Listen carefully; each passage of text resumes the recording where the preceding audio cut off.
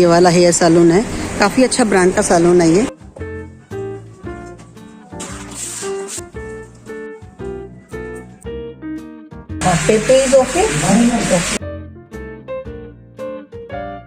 Hello friends, good morning, Radhe Radhe, konnichiwa. कैसे हैं आप सब लोग?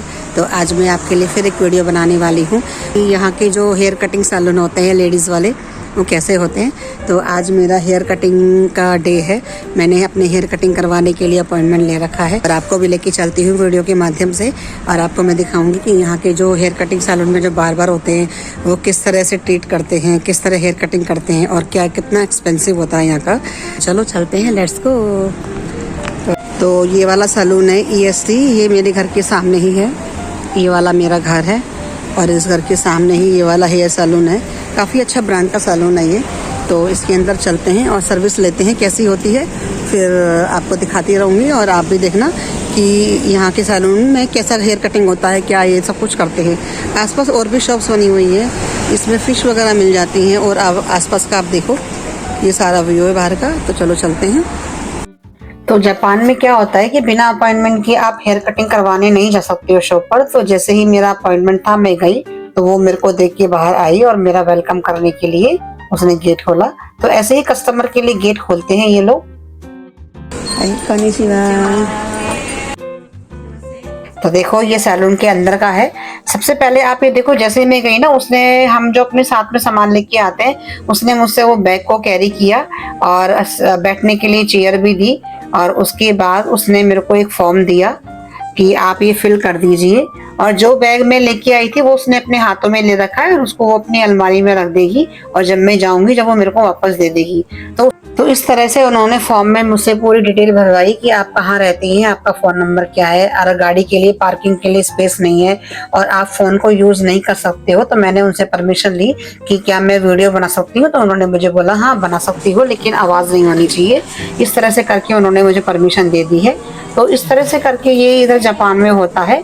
और देखो, ये मेन एंट्रेंस है। जब भी कोई यहाँ पर आता है तो सबका मोस्ट वेलकम करते हैं, कोनिचिवा, और उनका सामान लेके रखना, इस तरह से करते हैं ये लोग। तो देखो, आप भी सब एंजॉय करो कि जापान के सैलून कैसे होते हैं। और अब ये मुझसे ट्रांसलेटर से पूछ रही है कि बोल रही है पहले आप मेरे संग हेयर वॉश करवाने के लिए चलो।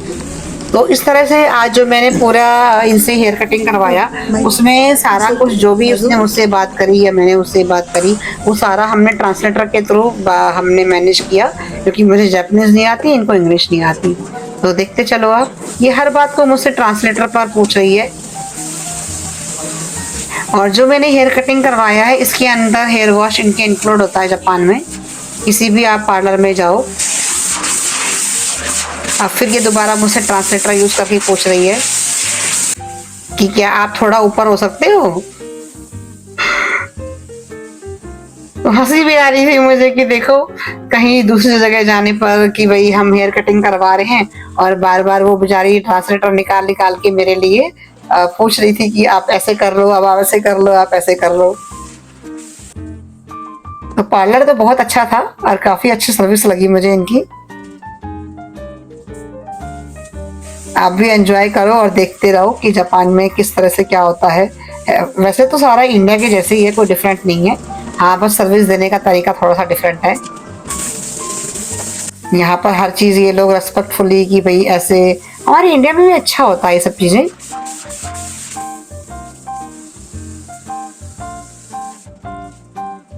तो आप सब देखते चलो। अब ये फिर दोबारा मुझसे ट्रांसलेटर पे पूछ रही है कि क्या मैं आपकी हेड मसाज कर दूं। तो कोई भी काम करने से पहले ये बार बार अपना ट्रांसलेटर यूज करके पूछ रही थी मुझसे, क्योंकि यहाँ पर कुछ भी काम होता है वो ऐसे नहीं करते हैं बिना पूछे।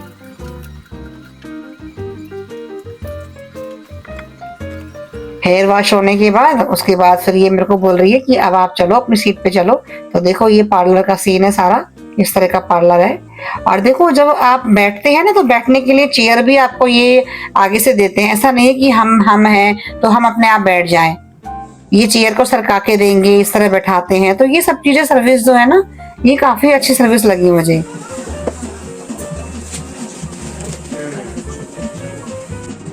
और अब आप इस वीडियो को एंजॉय करो और देखते चलो। अभी फिर ट्रांसलेटर करके मुझसे पूछ रही है कि क्या मैं हेयर कट में करना शुरू कर दूं। मतलब एक एक स्टेप चलता जा रहा है, वो सारा कुछ ट्रांसलेटर करके ही पूछ रही थी वो। ऐसा नहीं है कि मैं अब हेयर कटिंग कर रही हूँ तो मैंने कह दिया कटिंग करवानी है तो अपने आप पर नहीं। अगर बाल धोने हैं तो पहले हाँ हेयर वॉश कर दूं, आपकी मसाज कर दूं, आपका हेयर कटिंग कर दूं। तो ये भी अच्छा लग रहा था, बड़ा फनी वे में लग रहा था। तो आप भी एंजॉय करते चलो और देखो। जापानीज लोग होते तो बड़े सुंदर हैं।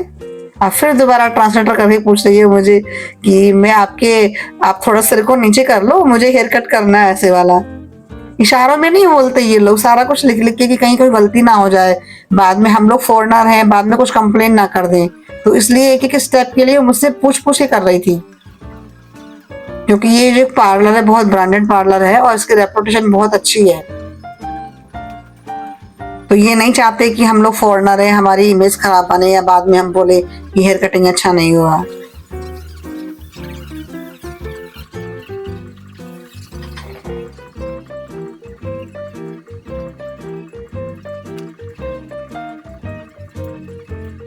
यहाँ जापान के सैलूनों के अंदर फोन अलाउ बिल्कुल नहीं होता, बिल्कुल साइलेंट, कोई किसी से बात नहीं करता, पिन ड्रॉप साइलेंट माहौल रहता है, सिर्फ म्यूजिक चलता रहता है बस।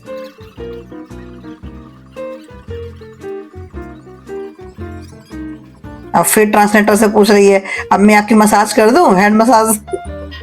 मुझे हंसी भी आ रही थी, बाद में मैंने वीडियो देख के बड़ा हंसी किया। अब इसने मुझसे कहा कि मैं ब्लो आपको ड्रायर करने वाली हूँ, कोई दिक्कत तो नहीं है आपको। हर काम को करने के लिए मुझसे बार बार परमिशन की, भाई हम फॉरेनर हैं, कुछ गलती ना हो जाए, लैंग्वेज नहीं आती है। इधर पीछे किसी और कस्टमर की सर्विस चल रही है। अच्छा तो लग रहा था, लेकिन हाँ थोड़ा एक्सपेंसिव है इंडिया के हिसाब से। फिर दोबारा ट्रांसलेटर करके यूज कर रही है। अब ये बोल रही है कि मैं फिनिशिंग करनी है मेरे को आपकी बालों की, बाल कटिंग हो चुकी हैं आपके।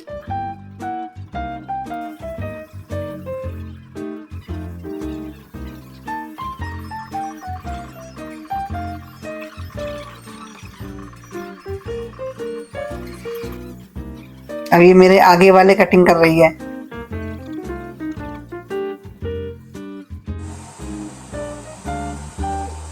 और एंड में कटिंग मेरी डन हो गई है ब्लो ड्रायर करके। अब ये फिर पूछ रही है कि मैं आपके बालों में कटिंग हो गई है, ऑयल लगा दूं थोड़ा सा, क्या आप ऑयल लगवाना पसंद करेंगे। तो इस तरह से आज हमने हेयर कटिंग करवाई, जिसमें ट्रांसलेटर का यूज किया और आपस में कि मुझे क्या करवाना है क्या नहीं करवाना। तो ये कैसी लगी आपको ये वीडियो देखो। और ये मेरी जो हेयर कटिंग करने वाली का वो है, ये जिन्होंने मेरी कटिंग करी। और अब मैं इनसे ट्रांसलेटर से ये पूछ रही हूँ कि आप पेमेंट कैसे लेंगे, कैश लेंगे या फोन पे लेंगे, किस तरह से करेंगे। तो ये मुझे बता रही है कि आप पेमेंट कैसे कर सकते हैं। तो इस तरह से मेरी कटिंग डन हो गई। उसके बाद फिर इन्होंने मुझे अपना सामान वापस से ला के दिया, बैग था, चश्मा था।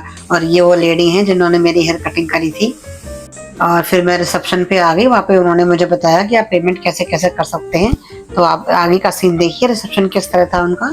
और पेमेंट होने के बाद जब कस्टमर अपने घर जा रहा होता है तो वो उनको बाहर गेट तक भी छोड़ने आते हैं और ऐसे झुक के गर्दन करते हैं। तो देखो आप भी।